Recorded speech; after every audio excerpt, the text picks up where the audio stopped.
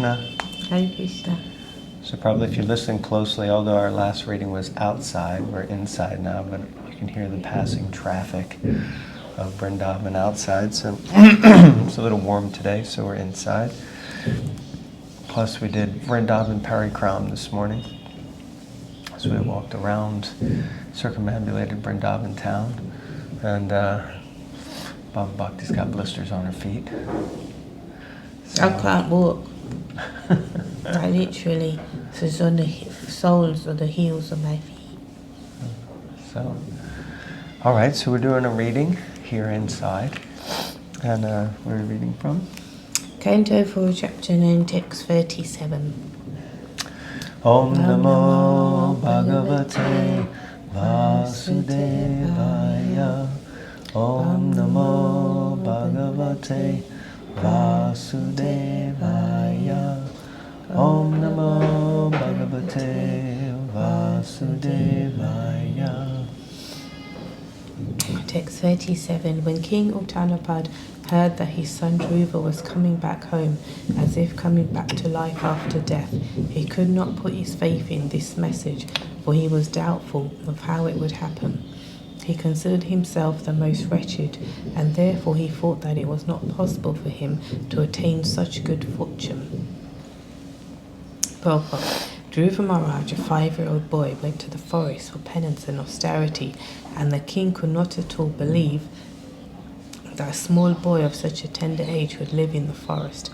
He was certain that Dhruva was dead. He therefore could not fix his faith in the message that Dhruva Maharaj was coming back home again. For him, this message said that a dead man was coming back home, and so he could not believe it. After Dhruva Maharaj's departure from home, King Uttanapad thought that he was the cause of Dhruva's leaving, and thus he considered himself the most wretched. Therefore, even though it was possible that his lost son was coming back from the kingdom of death, he thought that since he was most sinful, it was not possible for him to be so fortunate as to get back his lost son. Well, I think it is true. It is because of him that he left.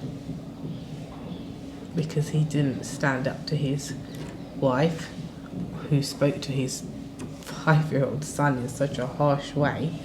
So the son left, so you should feel sad and you should feel guilty and wretched.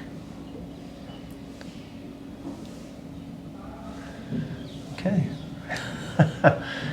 Yeah, I think it's interesting because, of course, it just shows that the Bhagavatam is filled with deep emotion and, lots of bhav. Of course, bhav generally considered more spiritual love, but here you see the King Uttanapad is feeling that he is remorseful. And I guess in one sense, it's not uncommon for people to make mistakes. And, it was a mistake, and he recognized that, he realized that, and he was feeling extremely wretched, I think is the word that's used here. And felt undeserving. So, he was getting that burning, that purification of the heart, feeling himself, disqualified from receiving what he understood to be such mercy, that his son was actually being returned to him when he felt like he had lost him forever. And he went through this whole emotional, experience of feeling that loss and recognizing that, what he had done was wrong. So this is the way life works. But why didn't he go looking for him all these years? No, he did. He sent people out to try to find him, as far as I remember. I don't think he just said, oh, well, he's lost. Let's leave it at that. I'll cry a little bit and it'll be all right. I think he actually, as the king, I think he sent people out, but evidently they didn't find him.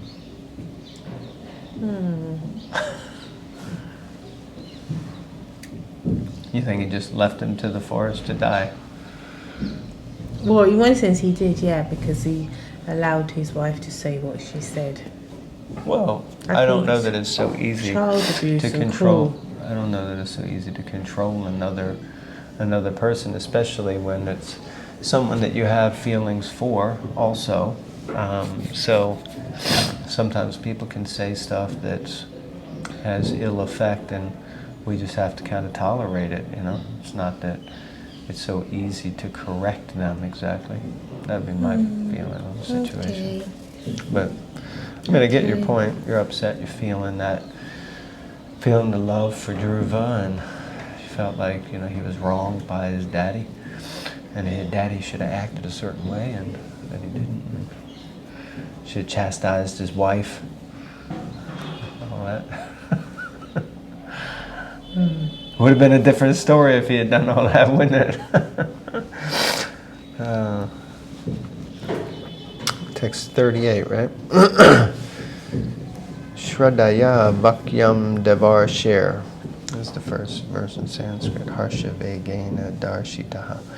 Although he could not believe the words of the messenger, he had full faith, Shraddha, in the words of the great sage Narada. So that's it, Harsha Devarshir. Thus he was greatly overwhelmed by the news, and he immediately offered the messenger a highly valuable necklace in great satisfaction. So he is reciprocating by giving some wealth. He's so happy. Then King Uttanapad, being very eager to see the face of his lost son, mounted a chariot drawn by excellent horses and bedecked with gold and filigree. Taking with him many learned brahmanas, all the elderly personalities of his family, his officers, his ministers, and his immediate friends, he immediately left the city. As he proceeded in this parade, there were auspicious sounds of conch shells, kettle drums, flutes, and chanting of Vedic mantras to indicate all good fortune. Both the queens of King Uttanapad, namely Suniti and Surichi, along with his other son Uttama, appeared in the procession. The queens were seated on a palanquin. Purport. After the departure of Dhruva Maharaj from the palace, the king was very afflicted, but by the kind words of Saint Narada, he was partially satisfied. He could understand the great fortune of his wife Suniti and the great misfortune of Queen Suruchi, for these facts were certainly very open in the palace. But still, when the news reached the palace that Dhruva Maharaj was returning, his mother, Suniti, out of her great compassion and due to being the mother of a great Vaishnava, did not hesitate to take the other wife, Suruchi, and her son, Uttama. I don't know why I keep thinking Uttama, on the same palanquin. That was the greatness of Queen Suniti, the mother of the great Vaishnava Dhruva Maharaj. So this is brilliant. It's such a great verse for us to understand the principle of forgiveness. And as Prabhupada says here, she's the mother of a great Vaishnava. And what does that mean? It means she must be a great Vaishnavi. So she didn't even hesitate. It wasn't like, no, get off my, you stand up, you wicked little wicked. You know, it wasn't like that. It wasn't a kind of cat match. It was basically like, no, of course we're going to get Dhruva. Now it doesn't mean that somewhere inside of her heart she wasn't upset with what happened, but somehow she was able to, overcome it, or not allow it to be shown externally, which I think is a sign of an extremely cultured person. Of course, being an American, or being from America, the United States, then, the tendency is to let it all hang out, just tell them exactly the way it is, and don't kind of, but, I think there is a way that you can be cultured. I think you used earlier the word tact, that one can have tact and understanding that you can be okay with someone, and it's not that you stab them in the back or you slate them behind their back, but you still of course you feel something, you were hurt, but at the same time it's anyway, Hare Krishna, we carry on. So anyway, that's one thought, but I think this is a really great verse. I think it's one of those verses that is noteworthy. So I think I will note it. All right, text 42 and 43. Upon seeing Dhruva Maharaj approaching the neighbouring small forest, King Uttanapad with great haste got down from his chariot. He had been very anxious for a long time to see his son Dhruva, and therefore with great love and affection he went forward to embrace his long-lost boy. Breathing very heavily, the king embraced him with both arms, but Dhruva Maharaj was not the same as before. He was completely sanctified by spiritual advancement due to having been touched by the lotus feet of the Supreme Personality of Godhead. Text 44. Reunion with Dhruva Maharaj fulfilled King Uttanapad's long-cherished desire, and for this reason he smelled Dhruva's head again and again and bathed him with torrents of very cold tears. Purport. By nature's way, when a man cries, there may be two causes. When one cries in great happiness upon the fulfillment of some desire, the tears coming forth from the eyes are very cold and pleasing, whereas tears in times of distress are very hot. So, yeah, it's interesting. His boy, 5-year-old boy, has returned as a man, as it were. He's come back. In the verse it says he's completely sanctified, he's purified, he's mature spiritually, I guess, and otherwise he's lived through a trauma, you could say, and taken shelter and worked through it spiritually, and he's come back that way. Nice. Interesting about hot tears and cold tears, in case you didn't know that. Of course, it mentions specifically for a man. I presume, or maybe it's the same for a lady. But either way, when we cry tears of happiness, then it's cold tears and it's soothing. When we cry tears of distress, and it's hot tears. Interesting. Text 45.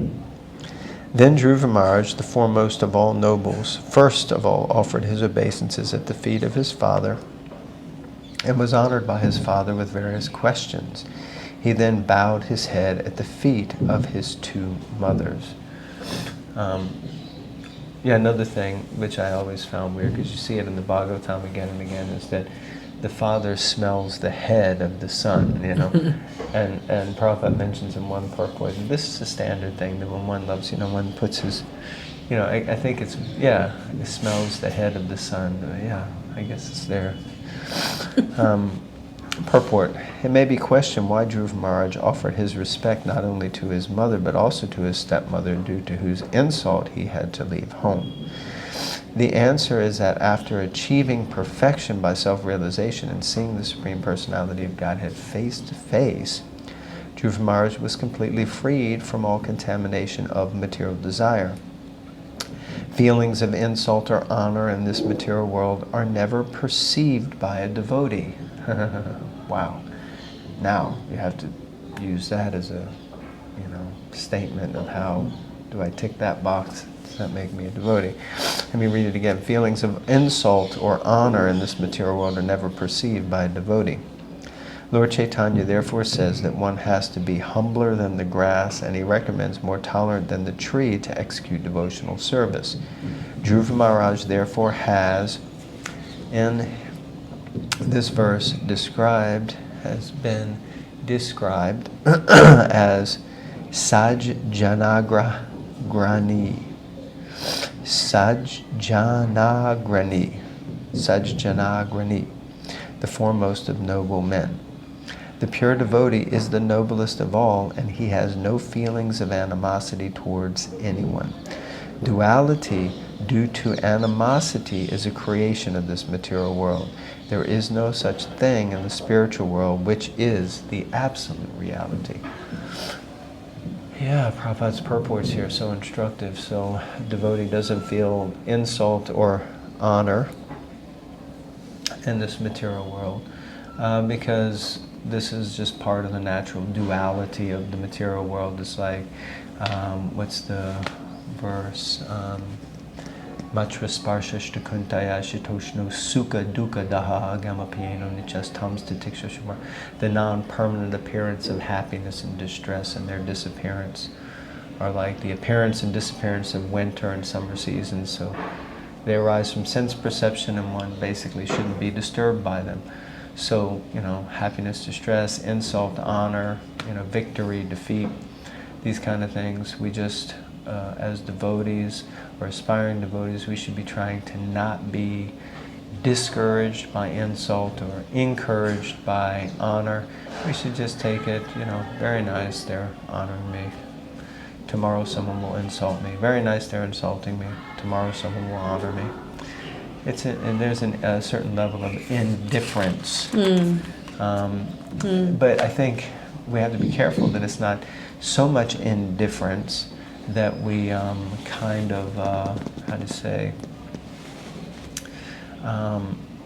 don't have feelings or become like some kind of unemotional robot. It's like, or we pretend, I'm not bothered by anything, So yeah, there has to be some kind of balance there, I guess. But yeah, very, very powerful and important points. And then the last one is, there is no such thing in the spiritual world, which is the absolute reality. So in the spiritual world, there isn't this kind of duality of animosity. Animosity means, I don't know. So it gives you another word, strong hostility. Yes, strong hostility. So the word is strong hostility, animosity. There is no hostility toward another person or another living entity in the spiritual world, which is the absolute reality. So we're trying to live in this world in that reality to the best of our ability in order to prepare ourselves to go back to be in that reality eternally. Any thoughts from your side? No, that's it. Okay. So maybe we call it a day there. And thank you all very much for tuning in. Please pray while we're here in Sri Vrindavan Dham. We can continue our readings and sharing with all of you. And we're quite busy when we travel to different locations, so it's not so easy for us because we're not on our own. We're with a wonderful group of young, fresh, new pilgrims to Vrindavan Dham, brought here by Radhika Das Prabhu, and it's just so amazing, really wonderful. But we'll keep trying to get our readings in whenever we can. So thank you very much for watching, and please continue. Hare Krishna. Hare Krishna.